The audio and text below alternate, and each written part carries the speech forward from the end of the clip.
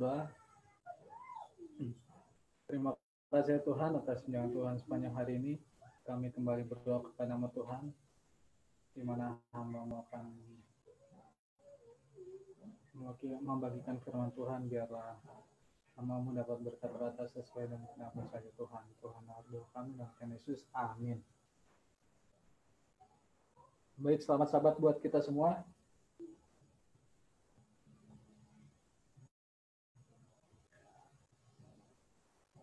Ya, firman Tuhan yang saya akan bawakan pada Sabat siang hari ini berjudul Kuasa di Balik Ucapan Syukur. Sebelumnya saya mengucapkan terima kasih kepada Bapak Pendeta Pastor Tomiwala yang sudah memberikan saya kesempatan untuk membagikan firman Tuhan pada siang hari ini. Minggu lalu saya dikagetkan dengan WhatsApp dari Bung Amir.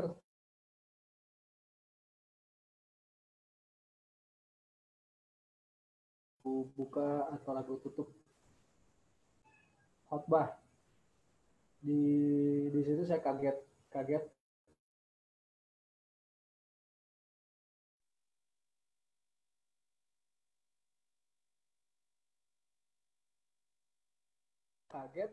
Dikarenakan perasaan bukan saya yang khotbah hari besok ya, tapi saya cek ulang, ternyata benar bukan saya gitu ya.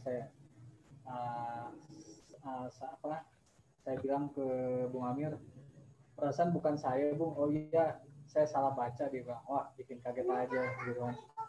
Dan kemarin juga saya diingatkan lagi di WhatsApp sama Bung Amir, kali ini saya tidak salah katanya.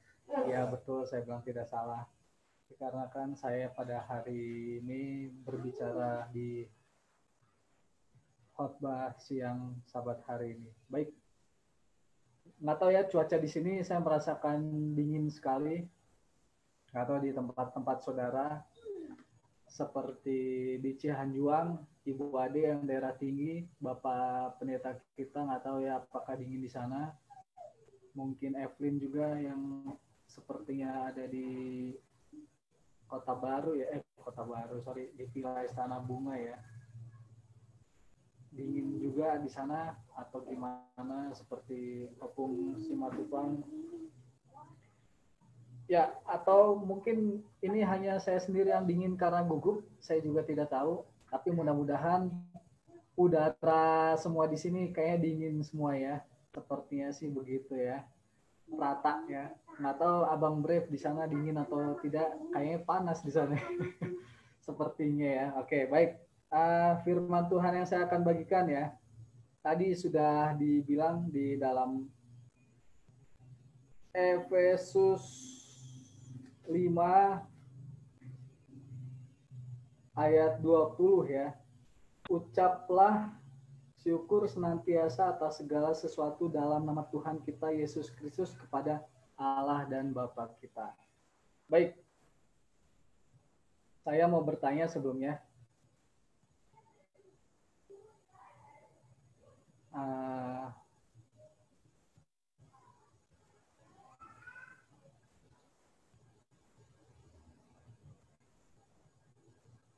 Sebentar ya.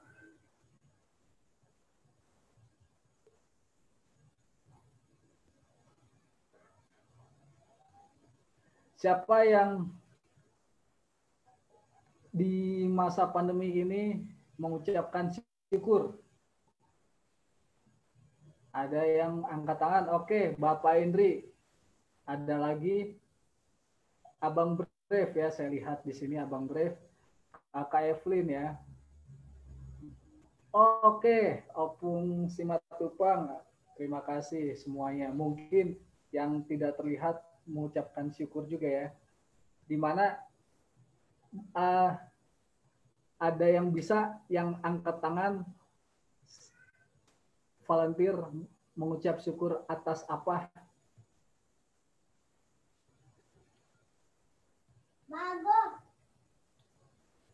Dari Abang Brave deh.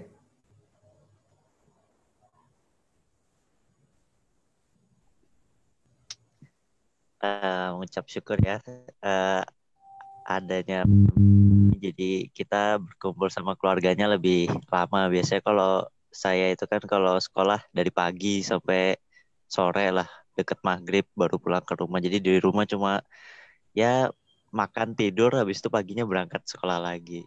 Tapi ada pandemi ini jadi tiap hari, tiap waktu bareng keluarga terus. Oke, terima kasih. Itu udah sebagian khotbah itu ya. Sudah sebagian khotbah loh itu. Terima kasih kepada Abang Brave itu supaya meminimalis saya punya khotbah. Oke, kebetulan saya juga datang ke atau melawat ke satu anggota. Saya bertanya, gimana dengan pandemi ini? Apakah merasa gelisah atau gimana? Malah si anggota ini bilang, waduh puji Tuhan katanya, saya masih bisa beribadah bersama suami. Dibilang, waduh mantap gitu ya. Saya masih ada orang yang mengucap syukur di saat masa-masa pandemi ini. Nah, di sini dibilang, tapi terkadang ada juga yang lupa mengucapkan syukur pada saat kita berbahagia ya. Berbahagia. Saya juga terkadang pada saat saya lagi happy atau lagi bahagia, terkadang saya juga suka lupa ya mengucap syukur sama Tuhan. Tapi di sini dibilang kita harus mengucap syukur akan semuanya, baik itu bahagia, baik itu duka cita, baik apapun kita harus mengucap syukur. Nah, di sini ada kuasa ya di balik ucapan syukur. Pada saat kita sedang baik-baik saja, tetapi alangkah sulitnya melakukan itu ketika kita di tengah berada kesesakan. Ya kadang saya juga pada saat sedih, kenapa ya? Waktu pandemi pertama kali, aduh kenapa ya ini ada pandemi seperti ini. Waduh, saya setelah baca ini, iya juga ya, harusnya saya tidak seperti itu gitu ya.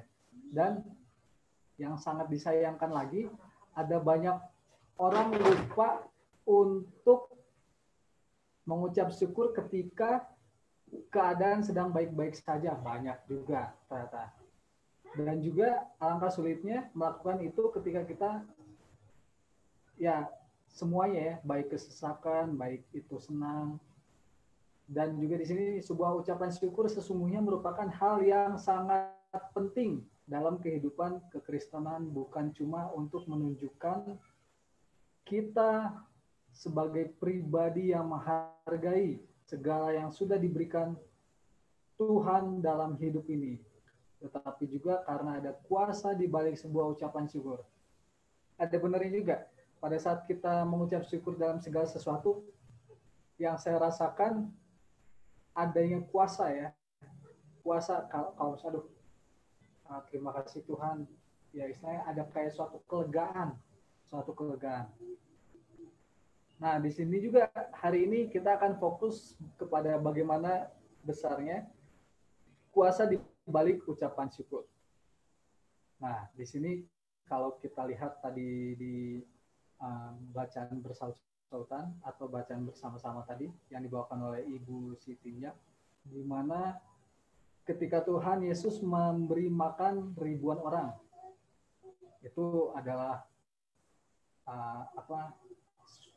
suatu berkat yang tak terduga istilahnya ya, yang tidak disangka-sangka. Di mana kita bisa buka di dalam Matius 15 ayat 32 sampai 39. Ada juga di buku lainnya Markus 8 ayat 1 sampai 10 ya. Kisah ini terjadi setelah Yesus berkhotbah kepada ribuan orang dan menyembuhkan mereka yang sakit. Yesus kemudian berkata kepada murid-muridnya bahwa mereka ini harus diberi makan, tetapi jumlah yang tak terlalu sedikit untuk itu ya, karena 4.000 orang ya, 4.000 orang. Lantas apa yang terjadi? Yesus meminta kepada murid-muridnya untuk mengumpulkan makanan kecil tersebut. Lalu Yesus mengambil ketujuh roti dan ikan-ikan itu. Dan Yesus sendiri mengucap syukur, lalu memecah-mecahkan dan memberikannya kepada murid-muridnya. Lalu murid-muridnya membagikan pula kepada orang banyak. Ya, pada saat saya posisi di situ, ya pastinya saya kaget ya, saya dengan berdoa. Ini kenapa nih? Your microphone is not working. Please check your connection or use a different mic. Yang tadinya roti ada 7, ikan 2, jadi bisa dibagi banyak-banyak. Semuanya merasakan ya. Ajaib banget gitu ya. Semua orang bisa makan sampai kenyang. Bahkan setelah itu masih terdapat sisa 7 bakul besar penuh. Masih ada sisa ya, masih ada sisa. Padahal mereka sudah kenyang banget ya. Dan mereka semuanya makan sampai kenyang. Kemudian orang mengumpulkan potongan-potongan roti yang sisa 7 bakul penuh. Yang ikut makan ialah 4.000 laki-laki, baru laki-laki itu ya. Belum perempuan dan anak-anak.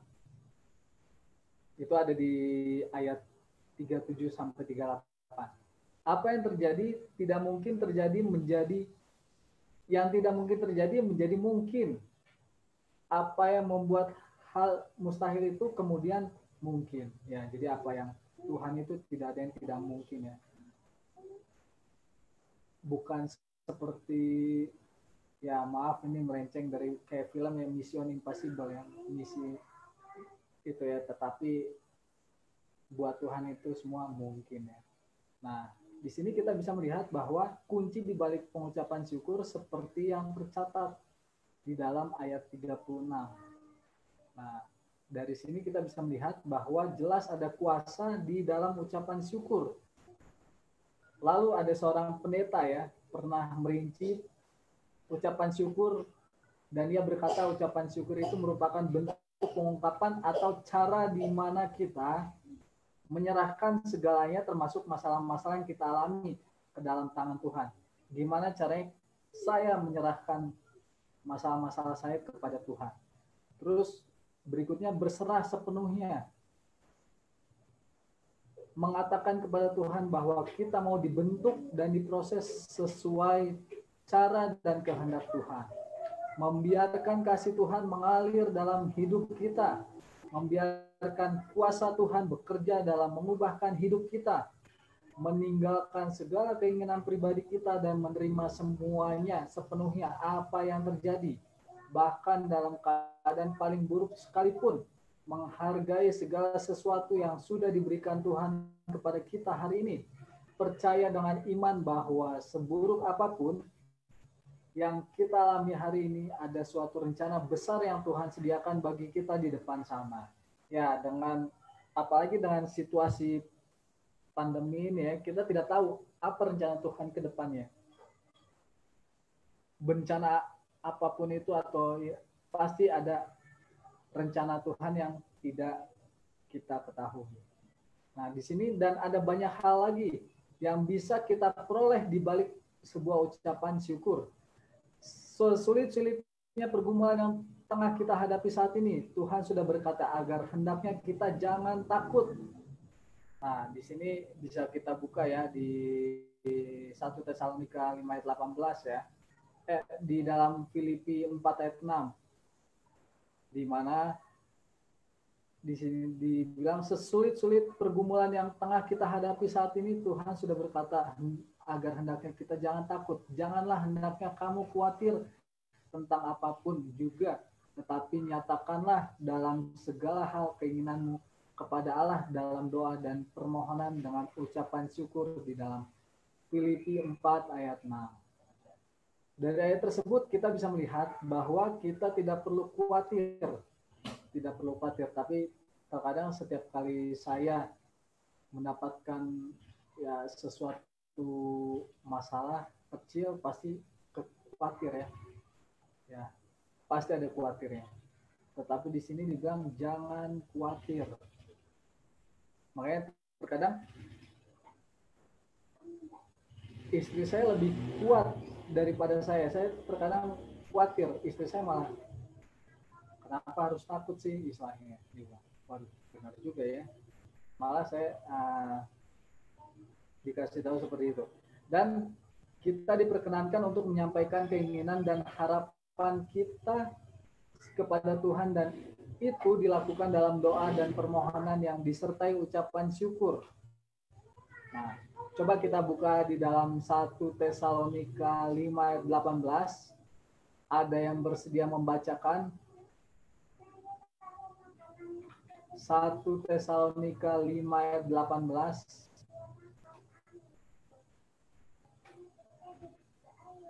Mengucap syukurlah dalam segala hal, sebab itu yang dikehendaki Allah di dalam Kristus Yesus bagi kamu.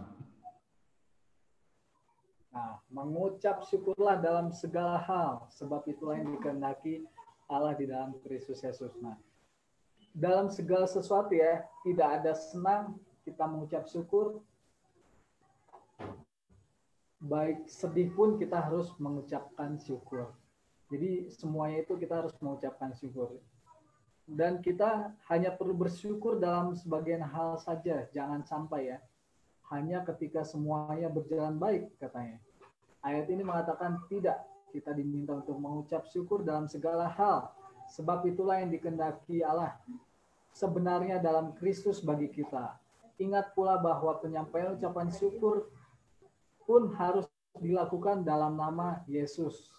Nah, Efesus 5 ayat 20, Abang Kundrat bisa membacakan apabila ada Alkitab. Efesus 5 ayat 20.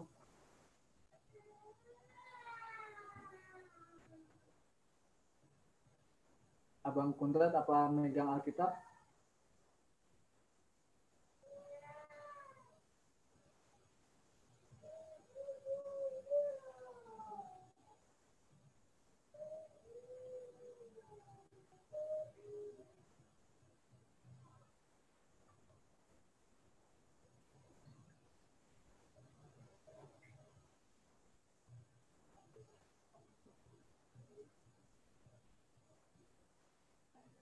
Oke, mungkin bagi yang lain, Efesus 5 ayat 20, Abang Brave.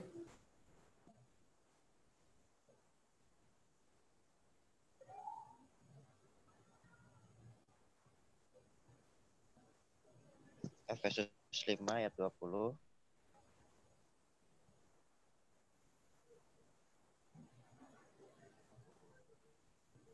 Tentang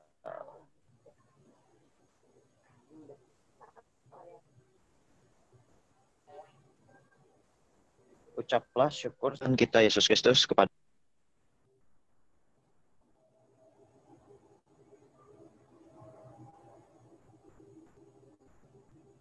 Oke, itulah Efesus 5:20 ya. Ucaplah syukur senantiasa atas segala sesuatu dalam nama Tuhan Yesus. Nah, di sini seperti mujizat Tuhan Yesus yang tadi mengenai ngasih makan 4.000 orang, itulah mujizatnya ya. Mujizatnya. Seberat apapun yang kita hadapi, contohnya saat ini, kita harus mengucapkan syukur. Dikarenakan kita masih diberikan kesehatan, khususnya dengan pandemi ini saya lihat banyak bakat-bakat terpendam ya, yaitulah ucapan syukur kita yang tadinya mungkin tidak ada menjadi ada ya, malah menjadi yang tadinya Abang Brave bilang jarang di rumah atau sekarang jadi bertemu dengan keluarga di rumah gitu ya.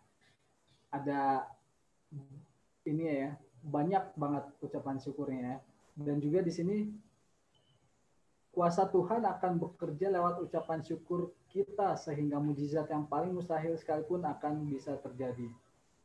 Kita pun bisa mengalami pemulihan atas apapun pergumulan kita hari ini. Ucapan syukur mampu mendatangkan kuasa Tuhan dalam kehidupan kita. Tuhan mencurahkan rohnya agar bekerja dalam hidup kita. Memberi hikmat untuk melakukan apa yang benar di mata Tuhan yang sesuai dengan kehendaknya. Apa yang tidak pernah kita pikirkan, itulah yang akan Tuhan berikan kepada kita. Nah, terkadang apa yang saya tidak pikirkan, Tuhan pasti memberikan kebutuhan itu.